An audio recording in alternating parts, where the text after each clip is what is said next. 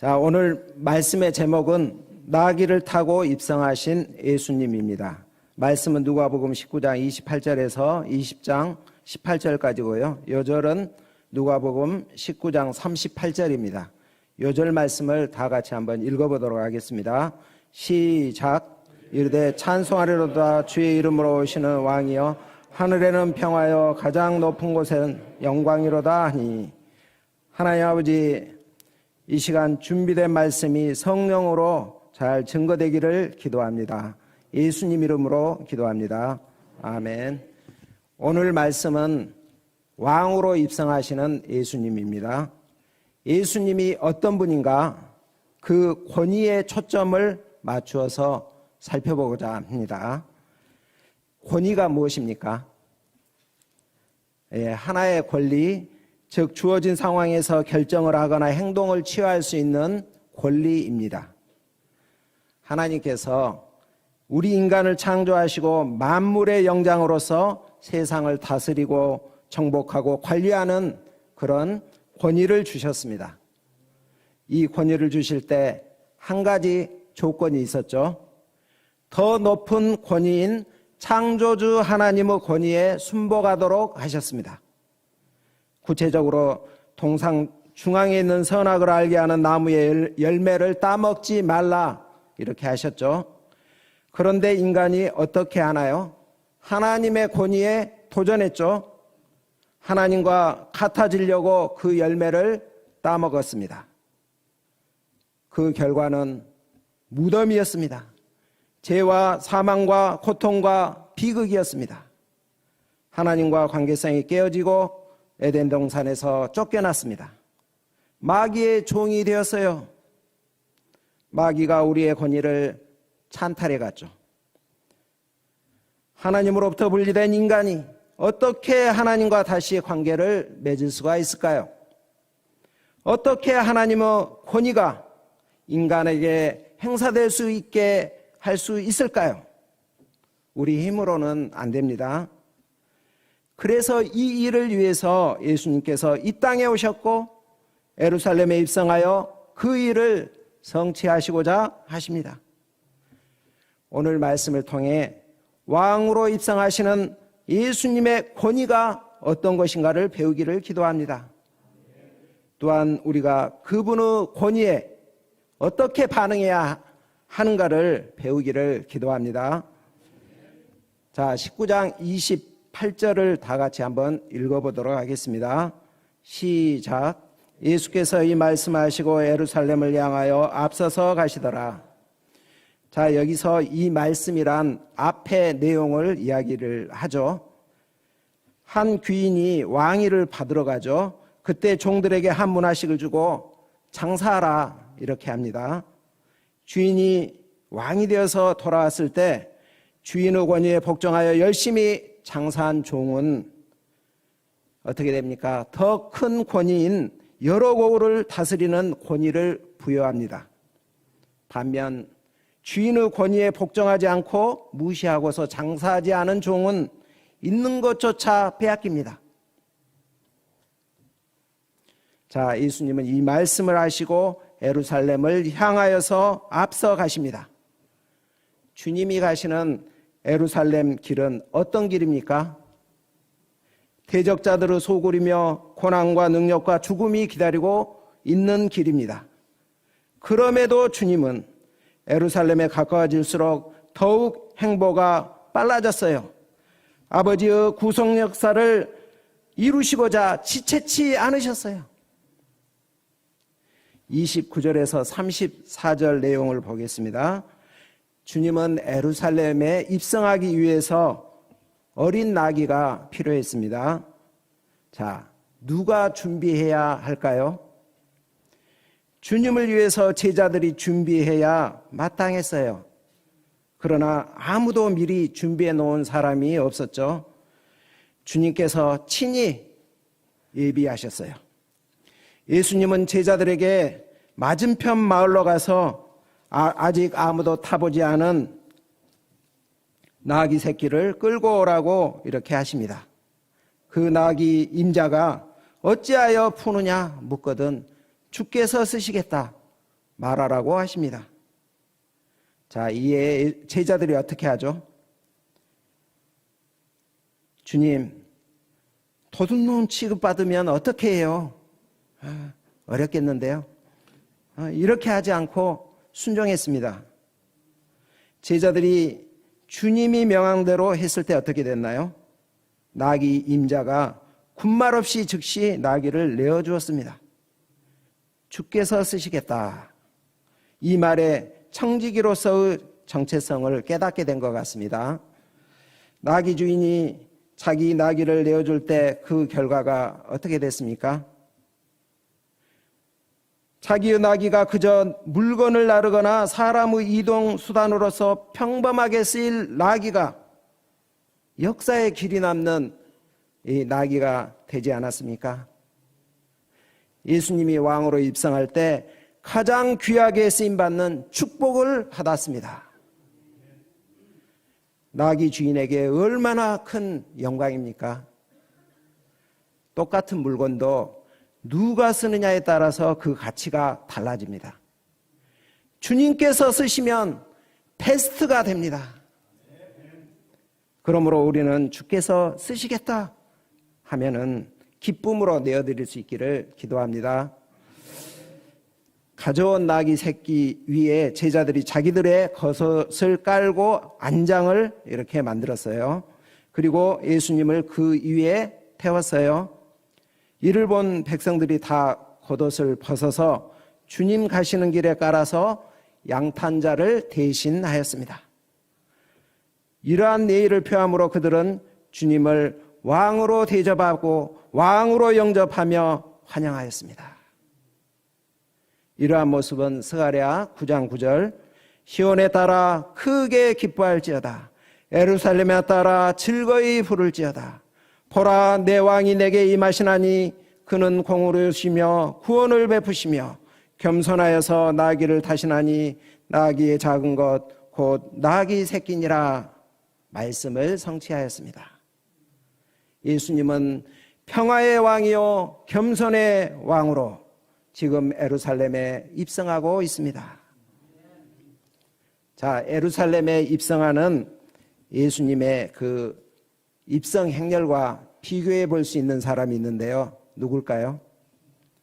바로 로마 총독 빌라도의 예루살렘 입성입니다. 아마 그 같은 시기에 이루어졌을 것으로 보입니다. 빌라도 총독은 평소에는 지중해 해변 그 가이사라에 거주했습니다. 거기에서 휴양하며 또 향락을 즐겼습니다. 그리고 사내들인 공예와 대제사장에게 유대 지역을 다스리도록 이렇게 권한을 부여했습니다. 명절이 되면 이 로마 총독 빌라도는 거대한 군대를 이끌고 예루살렘에 입성해서 성적 북쪽에 있는 안토니오 요새에 머물렀거든요. 명절에 많은 사람이 모이기 때문에 소요나 반란을 예방하는 것이 그의 큰 임무였습니다. 그가 예루살렘에 행차하는 모습이 어떠했겠습니까? 빌라도는 거대한 전차에 타고 있었고 그 뒤로 말을 탄 기병들이 따랐으며 완전 무장한 보병들이 뒤를 이었습니다. 화려한 깃발들이 하늘을 메웠고 참검과 방패들이 햇볕에 번쩍이며 쩌렁쩌렁 울렸습니다. 행렬의 앞뒤에서는 행차를 알리는 나팔 소리가 진동하였습니다. 보는 이들은 어떻겠습니까? 공포에 떨었을 것입니다. 반란을 일으킬 마음이 싹 사라지게 했을 것입니다. 아마 의도적으로 그렇게 했을 것입니다.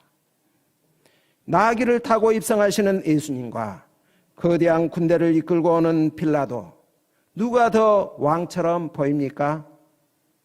또 그 행차의 성격이 각각 어떻게 다른가요? 한번 생각해 보시면 좋겠습니다.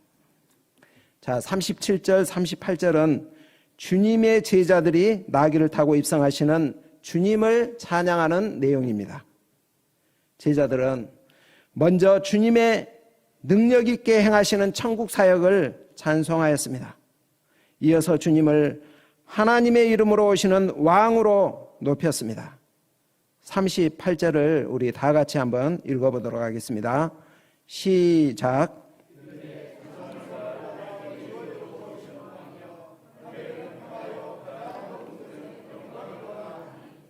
주의 이름으로 오시는 왕이여. 그들은 예수님을 구약에서 약속한 메시아, 즉 그리스도로 환영하였습니다. 그들은 예수님이 수도 예루살렘에 입성하여서 이스라엘의 왕, 유대인의 왕이 되어 주기를 간절히 고대했습니다. 그러나 예수님은 그들이 생각하는 그 이상의 왕이십니다. 지금 예수님은 온 세상의 왕으로서 입성하고 계십니다. 여러분, 예수님의 여정의 최종 목적지가 어디일까요? 수도 예루살렘일까요? 아닙니다.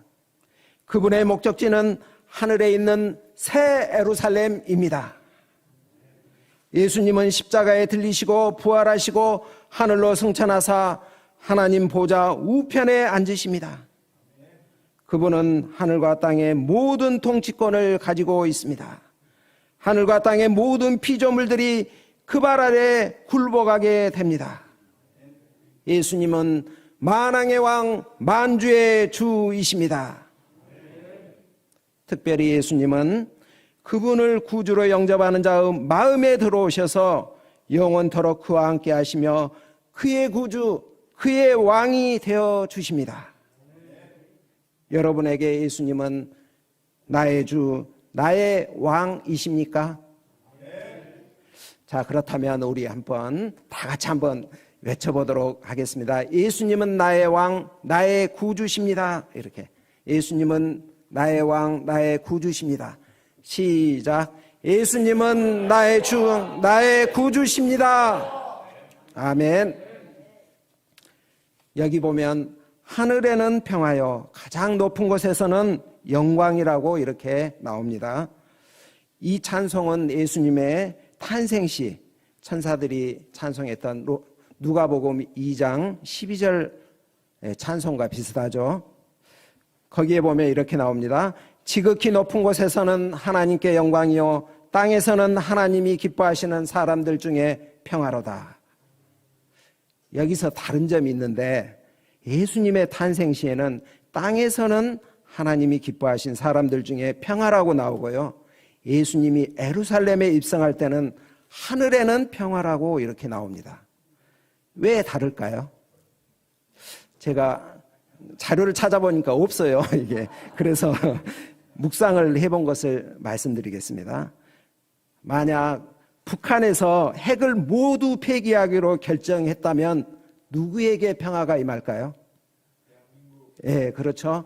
핵 위협이 제거되니 남한 사람에게 평화가 임합니다. 남한 사람에게 평화입니다. 이런 날이 오기를 기대합니다. 마찬가지로 생각해 보겠습니다. 하늘과 땅이 불화하고 있는데 하늘에서 우리와 화목하기 위해서 성자 예수님을 보낸다면 어디에 평화가 임합니까?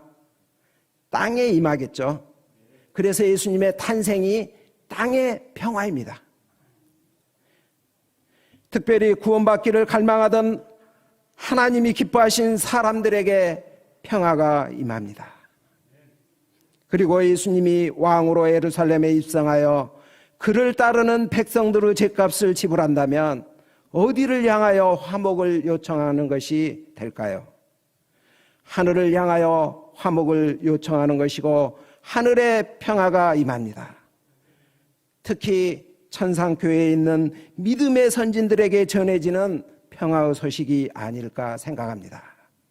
그래서 모세와 엘리야가 변화산에서 예수님과 대화하실 때 그리스도의 순환과 죽으심에 그토록 관심을 가졌는지도 모르겠습니다.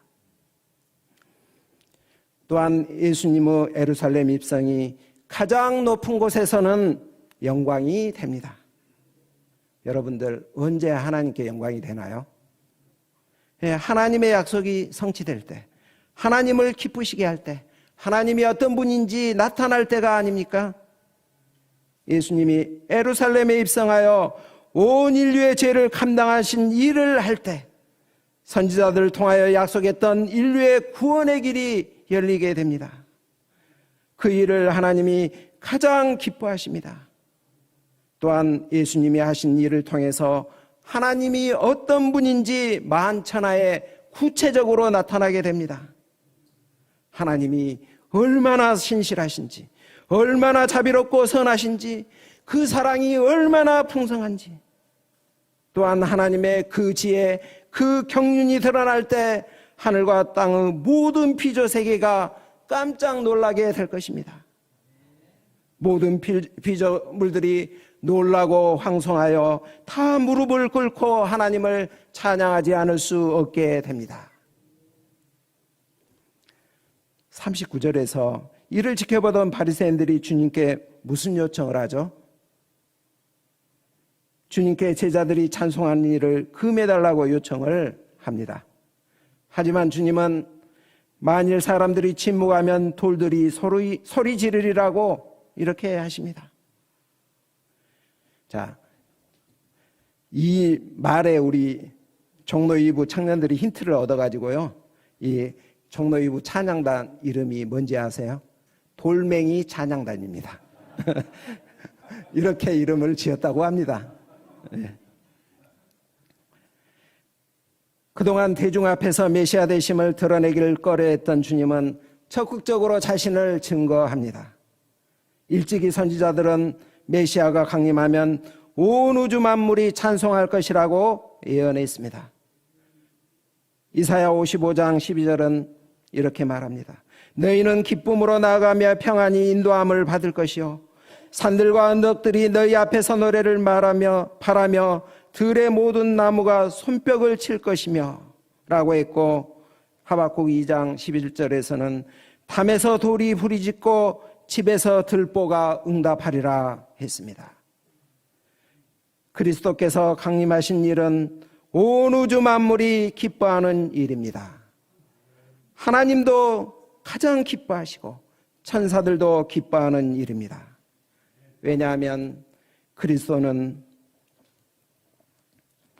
하나님이 가장 바라시고 기뻐하시는 인류를 위한 대속의 사역을 감당하심으로 구원자요 중보자가 되실 것을 나타내기 때문입니다.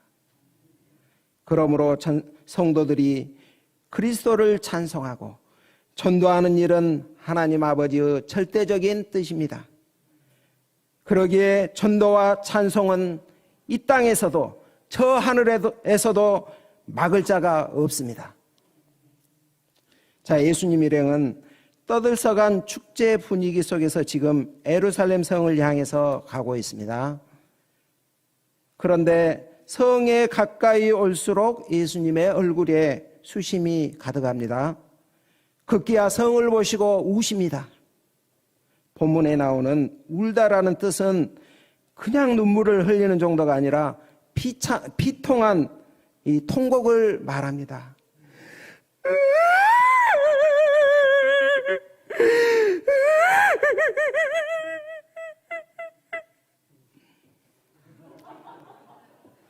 세월호나 이태원 참사에서 자식을 잃은 부모가 우는 것과 같은 그런 울음을 울고 계십니다. 왜 이렇게 우실까요? 42절부터 44절까지 우리 형제자매 순으로 한번 읽어보도록 하겠습니다. 시작.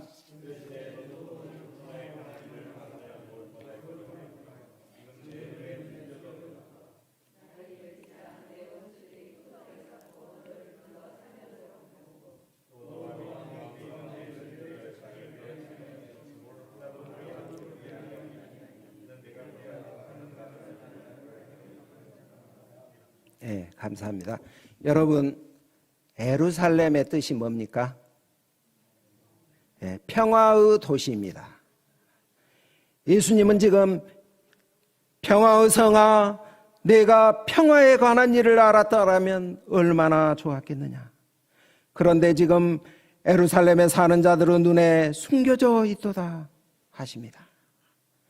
그들은 진정한 평화가 뭔지 모르고 있습니다. 예수님은 평화의 왕으로서 평화의 소식을 전하기 위해서 자기 백성들에게 왔지만 예루살렘은 영접하지 않았습니다. 배척합니다. 오히려 잡아서 로마 권위에 의탁하여서 죽입니다. 그들은 이렇게 하는 것이 평화롭게 사는 것이라고 생각했습니다. 그런데 그 결국이 무엇입니까? 그들은 AD 70년에 그들이 의탁했던 로마에 의해서 수백만 명이 사륙을 당하게 되고 예루살렘 성이 초토화되었습니다. 유대 역사가 요세푸스에 의하면 예루살렘 성은 흔적도 없이 사라지고 사람들이 쟁기질을 하여 농사를 지을 정도로 황폐화되었다고 하였습니다. 이 참화로 인해서 유대인들은 2000년 동안 나라 없이 떠도는 유랑민족이 되었죠.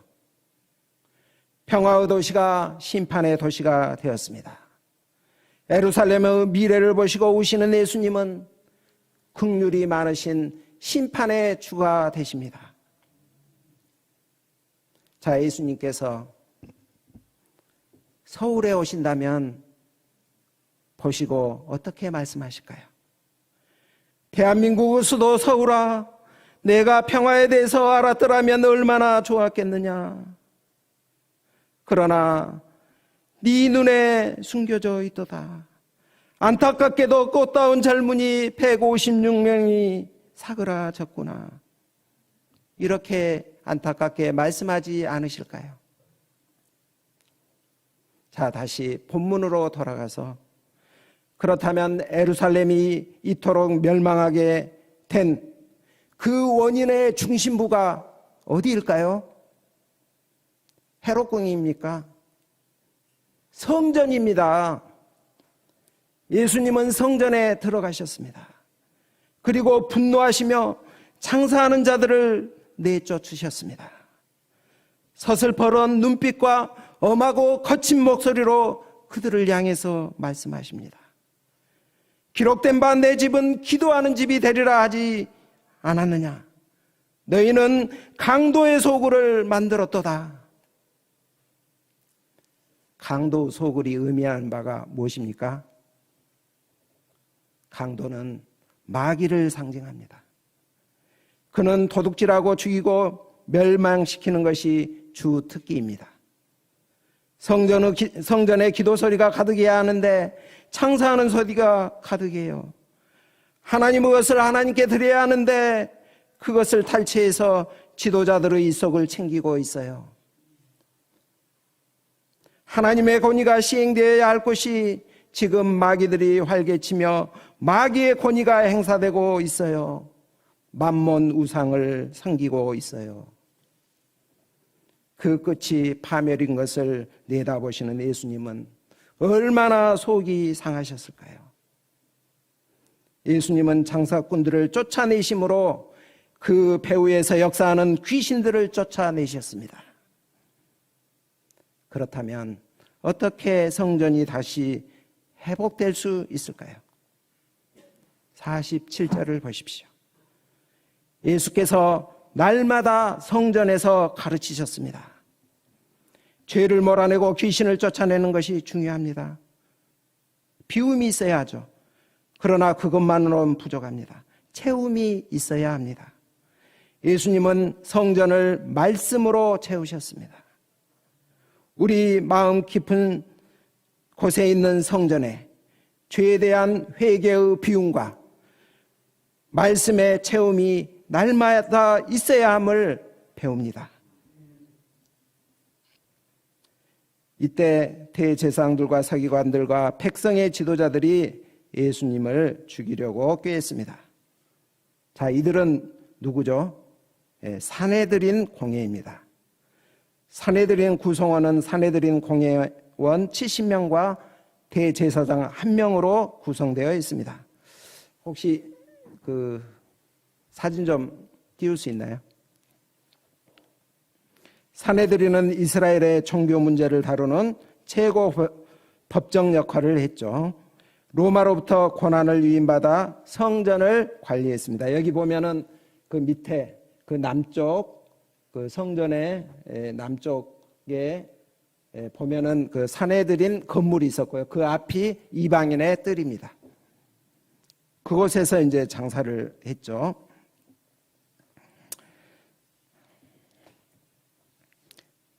로마로부터 고난을 유인받아 성전을 관리하였습니다.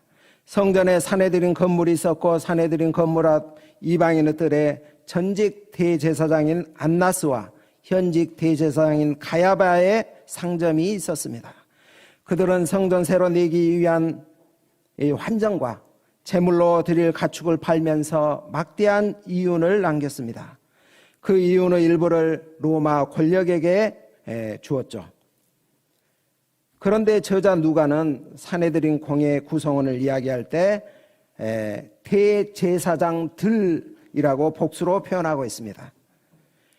대제사장은 죽을 때까지 섬기는 종신제로서 단 한 명만이 있도록 하나님께서 규정하셨죠. 이는 영원한 대제사장이며 유일한 중보자 예수 그리스도를 예표합니다. 저자 누가는 대제사장들이란 표현을 통해서 당시 종교자들이 얼마나 하나님의 권위를 무시하고 얼마나 타락했는지를 의도적으로 폭로하고 있습니다.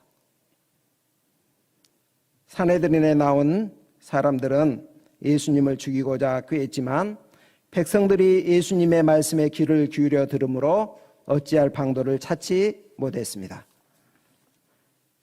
자, 20장을 보겠습니다. 예수님이 성전에서 백성을 가르치시며 복음을 전하고 있었습니다. 사내들인 지도자들은 자기들이 성전의 주도권을 가지고 있다고 생각했는데 갈릴리 촌 사람이 와서 자기들이 합법적으로 장사하도록 허락한 사람들을 쫓아내고 성전에서 복음 장사를 하고 있는 예수가 못마땅했습니다. 그래서 가까이 가서 따지듯이 묻습니다. 당신이 무슨 권위로 이런 일을 하는지, 이 권위를 준 사람이 누구인지 우리에게 말하라.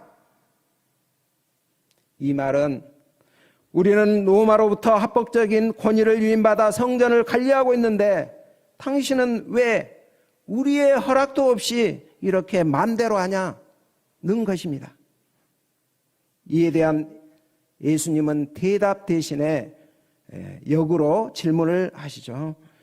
3절 4절을 20장 3절 4절을 다 같이 한번 읽어보도록 하겠습니다. 시작.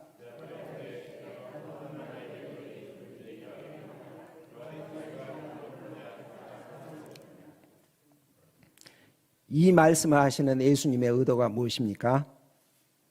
요약하면 세례 요한의 권위가 하나님께로부터 온 것 같이 예수님의 권위도 하나님께로부터 왔다는 것입니다.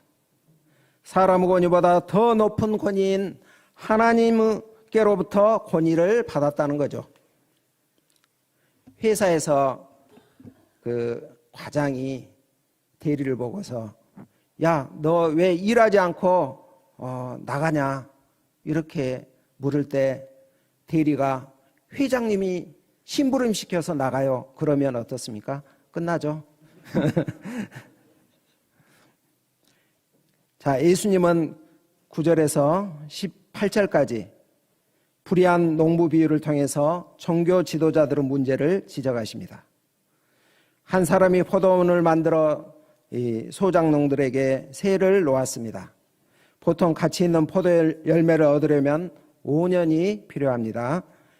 주인은 충분히 기다렸다가 이 종을 시켜서 농부들에게 소출 얼마를 소작농으로 받아오게 하였습니다. 자, 왜 소출 얼마를 받고자 합니까?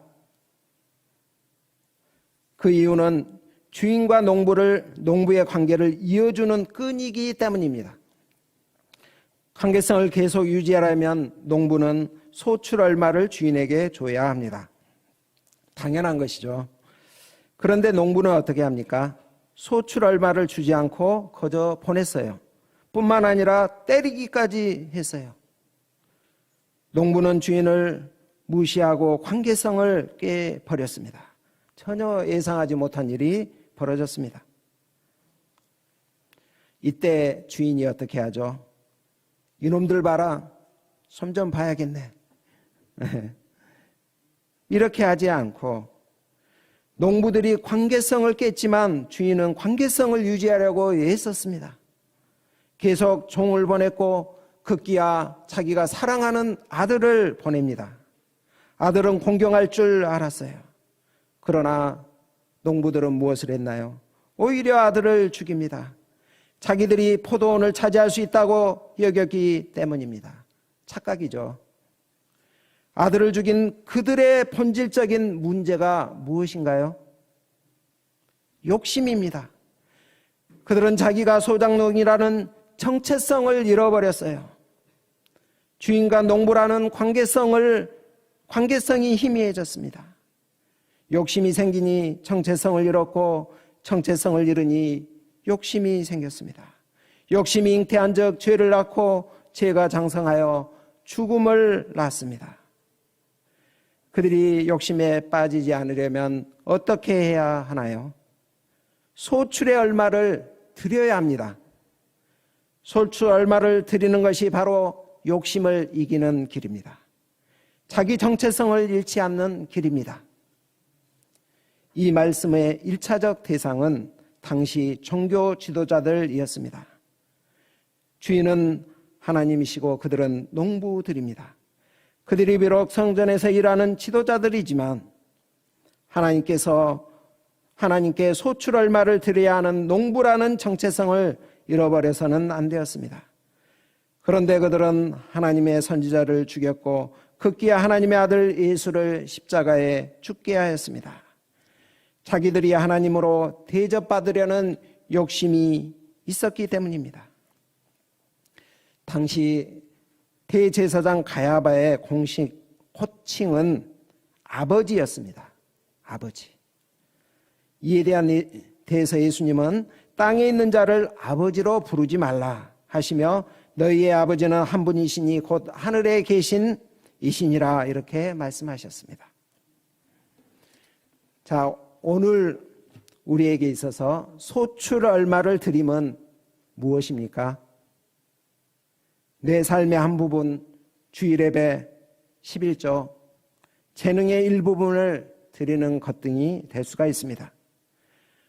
주인은 어느 시점까지는 참지만 계속하여 참지는 않습니다. 심판이 있습니다. 그들이 예수님을 배척하지만 예수님은 새 건물인 교회의 머릿돌이 되십니다. 건물 성전 시대가 가고 인격 성전 시대가 열립니다. 예수님은 교회의 주인이십니다. 그분을 믿지 않는 사람들은 어떻게 됩니까? 사람들이 버린 돌이 오히려 사람을 심판하는 심판의 돌이 됩니다.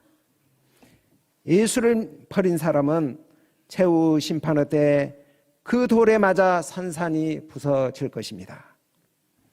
자, 오늘 말씀에서 예수님의 권위에 대해서 배웠습니다. 예수님의 권위가 어디에서 온 것입니까? 본래 가지신 권위이지만 그가 하나님의 아들일지라도 아버지의 권위에 굴복하심으로 그 권위를 더욱 공고히 하셨습니다. 예수님은 하나님의 약속에 복종하셨습니다. 구약에 약속된 메시아가 해야 할 일을 그대로 실천하셨습니다. 나귀 새끼를 타고 왕으로 입성할 때 나도 좀 폼 잡고 싶은데 말을 타고 입성하면 안 될까요? 하지 않고 하나님 하라는 대로 하셨죠. 또 소식을 들어보니 그동안 포도원 농부들이 소작로를 안 내고 아버지가 보낸 종들을 때리고 나중에는 상해를 입혀서 종들이 피투성이가 되어서 돌아오는 것을 보았는데 아버지가 아들에게 아들아 이번에는 네가 가야 되겠다. 이렇게 할 때 아버지 나를 사랑하시나요? 내 아버지 맞나요? 내가 죽어도 좋아요. 이렇게 반박할 수도 있었으나 그렇게 하지 않았습니다. 주님은 죽음의 길이라도 하나님의 권위에 복종하여 농부들에게 나아갔습니다. 사지로 당당하게 앞장서서 가셨습니다. 이러한 주님을 하나님은 모든 이름 위에 뛰어난 이름을 주시고 만물을 그 발 아래 놓으시고 그분의 통치를 받게 하셨습니다.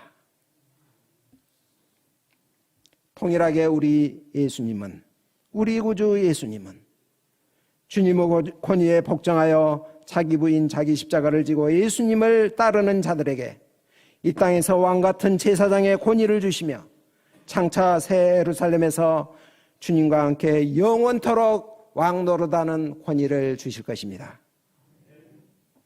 결론입니다. 예수님은 평화의 왕, 겸손의 왕으로 예루살렘에 입성하십니다. 예수님은 주가 서시겠다 하시며 자기의 권위를 주장하십니다. 성전을 깨끗게 하십니다. 말씀으로 가르치십니다. 소출의 일부를 바치라 하십니다. 이 예수님은 우리의 경배와 찬양을 받기에 합당한 만왕의 왕이요 만주의 주이십니다. 무엇보다 우리의 죄값을 치르시고 우리를 하늘로 이끄시는 구세주가 되십니다. 이 예수님을 왕이요 구주로 모시고 이분의 말씀에 절대적으로 복종하는 축복된 삶을 살기를 기도합니다. 기도하겠습니다. 하나님 아버지, 예수님은 우리의 왕, 우리의 구주이십니다. 이 예수님의 권위 앞에 우리가 복종하고 예수님의 말씀에 순복하고 주님 가신 길을 따르게 하시기를 간절히 기도합니다. 예수님 이름으로 기도합니다. 아멘.